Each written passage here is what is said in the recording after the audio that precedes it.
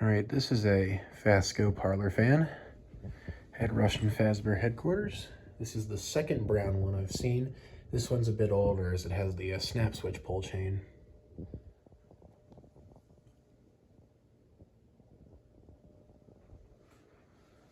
Let's make sure she's all the way. Yep. This one's weird. The pull chain sequence is reversed. It goes very low, high, and then off.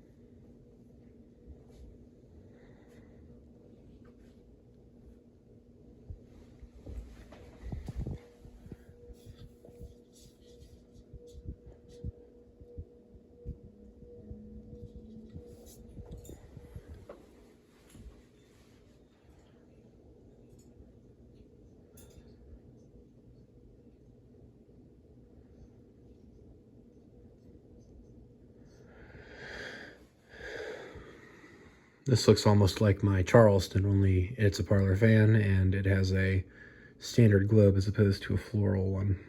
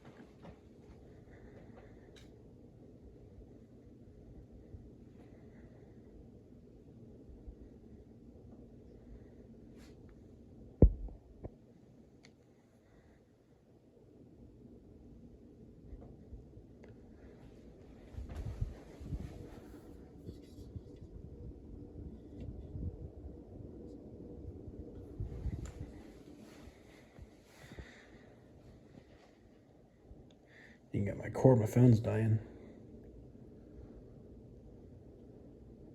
Oh, you need a phone charger? I have one downstairs, but I'm gonna go grab it here in a second. Okay.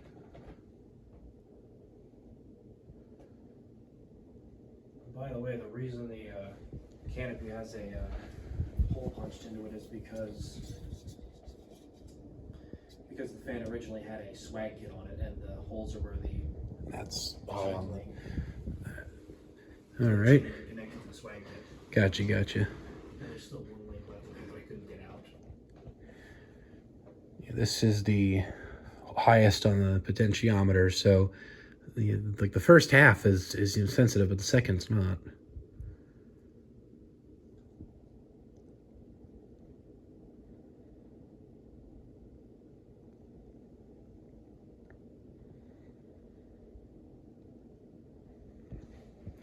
Throw it up to high. I'm going to pull this to the side because if you pull down on it, sometimes it won't react. It's kind of weird.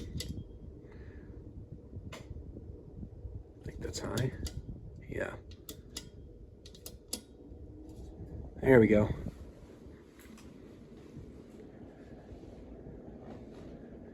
Yeah, level Probably is strange sometimes. Yeah, it is weird. Yeah, Parlour fan isn't the fastest in the FASCO lineup by any means, but the steeper pitch of the blade still gives it a very superior air movement. Oh, absolutely.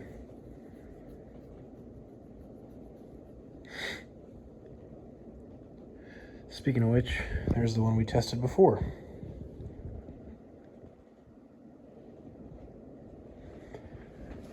I didn't do this with the light off because obviously you can't see it super well with the light off.